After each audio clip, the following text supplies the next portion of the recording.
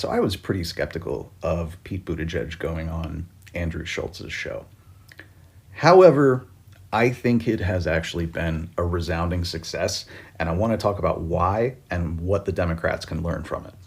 And I'm going to go a little bit out on a limb here and say that this may in fact be proof of concept that we do need to participate in this kind of media. And when I say this kind of media, I don't just mean like right-wing podcasts. I kind of mean long-form conversations.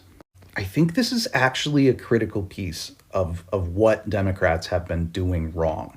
Democrats have been so scripted, so on message, so terrified of saying anything that is not vetted, that they have been afraid to put themselves in situations where they'll actually get questions that throw them off the script. The Democratic Party is still relying on the evening news and the New York Times to get people to pay attention to them, and that's just not how it works anymore. People crave authenticity. And, the fact that Donald Trump can get on one of these shows and just spew nonsense for 3 hours, yeah, he's lying a lot of the time, but he's talking in a way that feels natural, approachable, authentic. Do I think Kamala Harris could have done this? Yes, absolutely. Absolutely. The way she dismantled Trump in that debate? Yeah, 100%. She is sharp and quick and could have absolutely done something like this. But I don't think she was allowed to. I think the conventional wisdom in Democratic politics has been that those are traps, that you talk too much and you create controversy by saying something that's just a little off. And yeah, people, bad faith people are going to take something that you said and twist it. That's the fight, though. That's the fight. And people want us to engage in that fight. Whoever the next nominee is going to be, whoever the next Democratic champion is going to be, they're going to have to be comfortable in these kinds of environments. Anybody who comes off as too careful, too scripted, too perfect is going to feel fake. And I think Democrats have felt fake for a long time. Bernie Sanders didn't feel fake. That's a lot of what his appeal was about. People are sick of, neoliberal platitudes, the kind of soaring West Wing rhetoric that, was the Obama specialty. I mean, there's, some desire for that, but it feels quaint now. It just feels, I don't know, of a bygone era. This is what people want now. People want long, thoughtful conversations. Democrats have got to provide them. And I think even congressional stock trading is a major issue with this. Yeah. I'm curious your opinion on private holdings for publicly elected officials when it comes to the stock market. And I think that is one of the main things that is eroding the public trust in politicians. Yeah, I mean, I think it's a real problem, and I think they should get rid of it. This was not a problem for me because I didn't have a lot of wealth. Look, I get it. If I was a millionaire, I'm sure I would think twice before taking a public service job if that meant having to divest. But we're talking about people who are sometimes responsible for multi-billion-dollar decisions, or in terms of the course of the national economy, trillion-dollar level outcomes, right? And if they think even for a second about oh, what's this going to do to my stock in Google or whatever, that's a problem. Yeah. Right? I think it's going to be really tough for America to stay number one unless we do certain things right away. First of all, it's back to basics. It's taking care of our own infrastructure, our own education system. It's making it easier and more affordable to raise a family here. Just all those core things that you don't think of as international policy. Yeah. But if you do them right, then you get international primacy the same way that part of how we won the Cold War and beat the Soviet Union. It wasn't obviously there was a military side of that, but their military was formidable too, right? The real inarguable massive advantage we had was that there are way more people living in the Soviet Union who wish they were living American lives than anybody in America wishing they could live a Soviet life, right? On some level, I think that was everything. That was how America truly came to be number one. So first of all, take care of the basics at home. But also, we need to recognize that we're going into a ferociously competitive world stage here, where we can't just keep trading off the glories of having won World War II, which is pretty much how we were able to build the international system the way we like it over the 50 years that followed. And recognize that every country is not like just on its own finding its way toward liberal democracy. That comes and goes. I believe it's actually on the wane in our country, and I'm trying to do something about it. But it's eroding in places like Hungary. A lot of places were more democratic 10 years ago than they are now. So we've got to recognize that this is going to require a level of investment in technology and a level of commitment to our values that both earns friends and establishes the kind of economic power that you need in order to, alongside your military power, in order to be number one. I really worry that what we're in right now is a mode that's going to make it not so much America first has to be America in first place. To do it right. Yeah. If it's America first the way they're doing it, I think it means America alone. And we become just like another country out there, scrapping for advantage. Dealing with violence and death, the worst part of my job was firing people. Like I hated it, especially because like it wasn't necessarily a bad person, but you had a person who's in a role that they didn't fit in and their department wasn't doing as well as I thought it needed to do to serve residents. I would have this very painful conversation where we'd sit down, I'd look them in the eye, and that sucked for obviously most of all for them. But anyway, we were not afraid to do that because you have to do that. Yeah. But look at what happened when they came in, right? If this is actually about government efficiency, then the problem you would be solving, which is a real problem, is that in the federal government, it is too hard to reward your top performers. So you could be somebody who could be commanding a multi-million-dollar salary in the private sector, working on something wildly important, but there's just no way that you're getting, you're in your particular pay grade, same as everybody else. And to remove your bottom performance. Like a lot of people who've been in and out of business and government will tell me, like when I was in the private sector and the public sector, actually like the top 10% were pretty much the same, these amazing driven people. The government ones weren't compensated as well, but they were purpose driven. But the bottom 10% was completely different because I couldn't do anything about the bottom 10%. Right? So imagine if Doge had come in and they had gone through every department and said, okay, we're going to create a way to reward the top performers. And we're also going to analyze either whose job description is no longer needed, or their job performance is not there. And even though it's painful, even though maybe it's politically tough, like we're going to show them the door. That would be one thing. But they just sent an email to everybody. Many of whom were in fact top performers.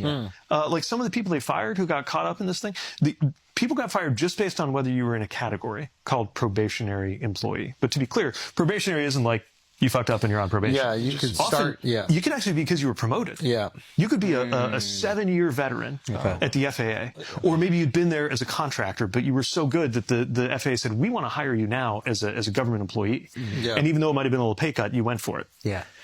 And you're probationary. And then next thing you know, like you wake up one day and this office, department, whatever Doge is, clearly hasn't like gone through and checked like who's doing a good job or there's no way because there wasn't even time to do that. And there's like, guess what? You could not have invented the iPhone, right? Like I don't think any of us would want a phone that was like invented by the federal government. That thing would suck. That is like all of the design, the manufacturing supply chains. That's the kind of thing that corporations can do very well. And Apple did it very well and their competitors. But what makes the iPhone work? Well, among other things, the internet. The internet was literally invented by a federal research project. And it would never have been possible to invent the internet with a private company because you wouldn't have got the kind of capital return, even though it's $1 trillion idea or a multi-trillion dollar idea.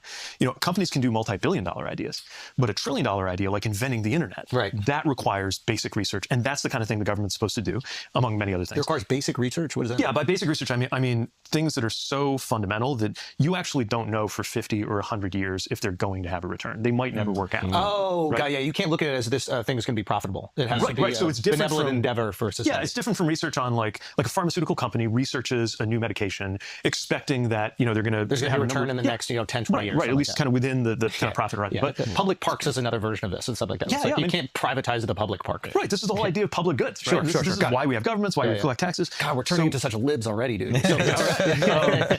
But there's a handshake, right? There are the things that only the government can do, and then there are the things that the private sector can and should do, and they meet in the middle. But if you start shorting, and part of what really worries me right now about this kind of war on academia, and there are some things about academia that need to change, but the war on academia, the cuts to cancer research, the cuts to science research, this kind of like general anti-science like atmosphere that I think is emanating from the administration, like that costs us in ways that don't show up on a corporate profit and loss statement 6 months from now or a year from now. But in terms of whether a country, a society, an economy is productive and is growing and is innovating, that starts to really cost you over time. And if we're shorting that, or if corporations and extremely wealthy people don't want to be paying into that through taxes, that is, I think, a classic example of a kind of short-term gain that causes long-term pain. That would have pushed her right back into the arms of these people who don't want anything good for like me. So what I take from that is this broader process that needs to go on, where we find people, and as passionate as we are, and as right as I believe we are about the big things, even though I'm open to the fact that we may not be right about everything,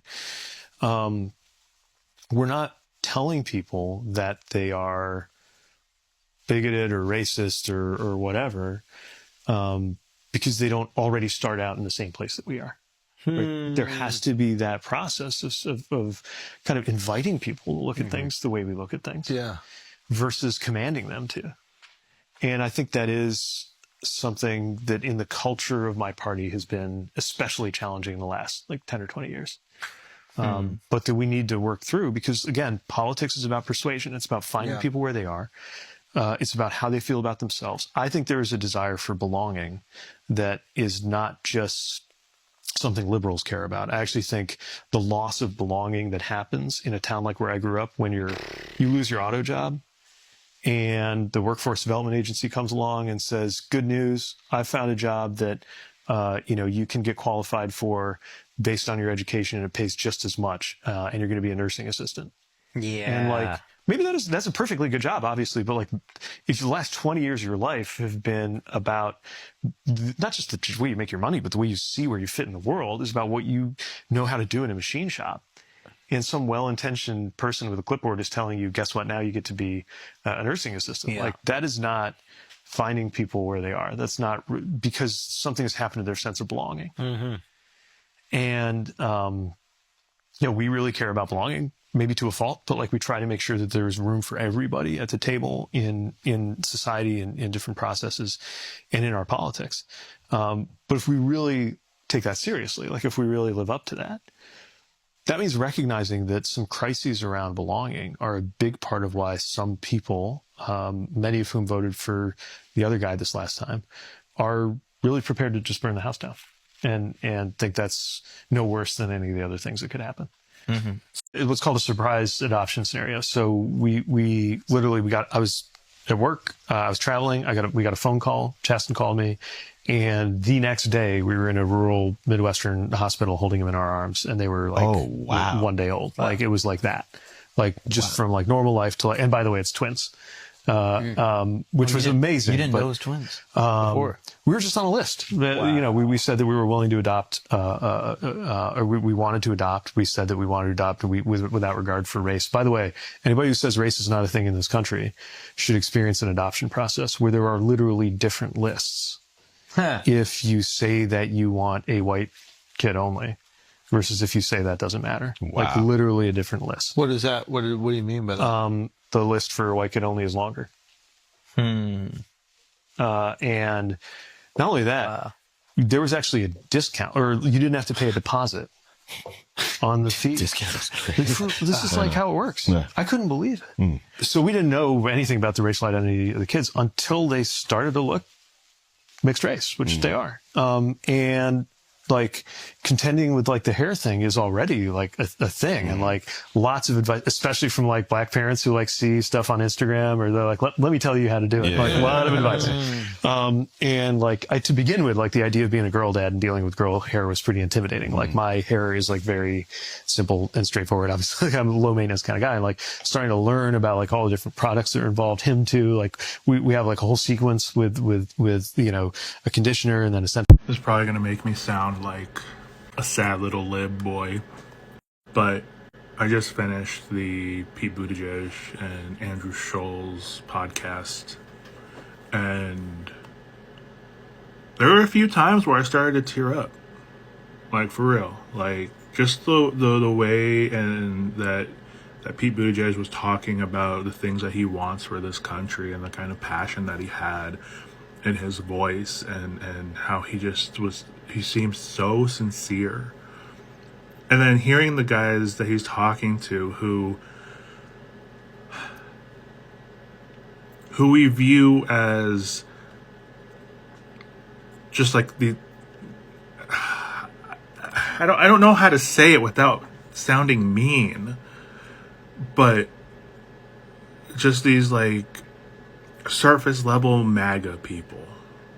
That's the best way I could think to put it. Just the way that he managed to make them like actually think about what he was saying, instead of saying, "Oh no, you're just a dumb lib. You're just a dumb liberal.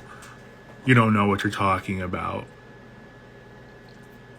But the fact that they were like sitting there and they were saying like, "Oh man, yeah, that sounds like it'd be a great thing," or "that sounds fire," or all these other things. It is such a good interview, and it's so crazy because it's the way that the world and politics and identity sways is very interesting, because you look at these guys and you don't think the typical conservative, I'm going to church, there's I don't want you can't be sinning. You can't do sin. That's not what who these kind of guys are. They are the liberals of old, you know? And Pete Buttigieg was the person that we needed to go out and do these interviews during the election cycle, but the Democratic Party were just too careful with everything. And the conversations that need to be had with these people who voted for MAGA and who felt like their voices or their concerns weren't being heard. But please go listen to the podcast, and then maybe send it to one of your MAGA relatives, friends, whatever, because I'm hoping that this is the first step. I feel like this is a huge step. I'm interested to see if he ends up going on like Theo Vaughn or Joe Rogan, because Joe Rogan has been having his issues with Trump. He has been questioning what's going on. So if Pete Buttigieg goes on Joe Rogan and he can talk to him and get the message out there like he did with these guys on Andrew Schulz's podcast, I think it's going to have a good impact, because Pete Buttigieg just knows how to talk and get a message out there properly and meet people where they're at. And that's exactly what we need right now.